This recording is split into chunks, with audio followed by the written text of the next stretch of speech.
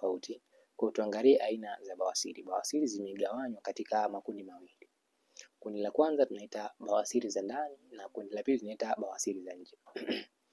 Bawasiri za ndani na bawasiri za nje ni zipi? Hizi zinatenganishwa na mstari mmoja ambao unapatikana kwenye mfereji wa haja kubwa unaita dentate line. Kwa hiyo bawasiri ambazo zinapatikana juu ya huu mstari tunaziita bawasiri za ndani au internal hemorrhoids. Na zile zinazopatikana chini ya huu mstari tunaziita bawasiri za nje au external hemorrhoids. Na watu walio wengi huwa wanaweza kuzielewa kwa haraka hizi hemorrhoids za nje kwa sababu zinakuwa zinapatikana ni vinyama ambavyo vinajitokeza katika kuzunguka njia ya kutolea, sehemu ya kutolea haja kubwa.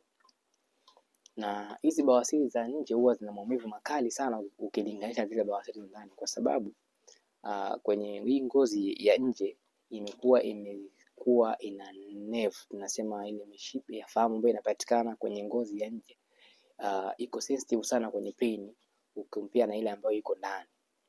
Kwa hiyo bawasiri za ndani huwa hazileti shida sana ya maumivu ukilinganisha na hizo bawasiri za nje.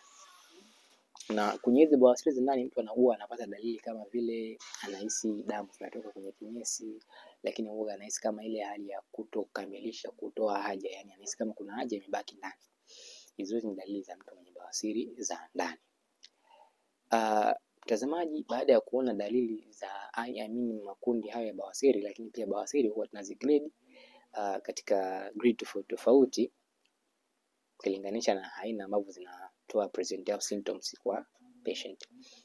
Bawasiri zipo katika grade 4. Ya kwanza kuna bawasiri grade 1. Katika bawasiri grade 1 hapa mtu anakuwa anapata shida ya kuona damu baada ya kinyesi. Yani mtu akishamaliza kujisaidia pale anapojikamua anasababisha baada ya kumaliza kujisaidia anakuwa anapata damu baada ya kujisaidia kinyesi, damu inatoka. Akishamaliza kujisaidia kinyesi damu inatoka. Au mtu ambaye anakaa kwenye sink yeye ataona damu pembeni ya kinyesi. Kwa hiyo hii tunasema ni bawasiri stage 1 ama grade 1. Sasa kuna bawasiri grade 2 ambapo hapa hii ina present na damu, lakini pia wakati wa kujisaidia mtu anakuwa anatokwa na kinyama kwenye njia ya haja kubwa ambacho kinyama hiki huwa kinarudi chenyewe baada ya kumaliza kujisaidia. Hii tunaita ni bawasiri grade 2. Lakini kuna bawasiri grade 3 ambapo mtu ataona damu, mtu ataona kinyama kinatoka wakati anajisaidia, lakini kinyama kile huwa hakirudi chenyewe. Sasa kinyama ambacho kinatoka wakati kujisaidia huwa kinakuwa na dalili za miwasho kwa sababu huwa kuna mucus ambazo zinapatikana kwenye kile kinyama na zinasababisha miwasho. Kwa hiyo mtu mwenye bawasiri grade 2 na grade 3 huwa anapata dalili za damu, kinyama na anapata miwasho katika njia ya haja kubwa. Lakini kwenye grade 3 ni kwamba kile kinyama hakirudi chenyewe baada ya kumaliza kujisaidia, ila kinarudi kwa kurudishwa aidha na mkono. Kwa hiyo mapenzi mgonjwa hapa atakuja atasema kwamba anatokwa na kinyama kwenye njia ya haja kubwa, lakini nikikirudisha na mkono kinarudi. Hii tunasema ni bawasiri grade 3.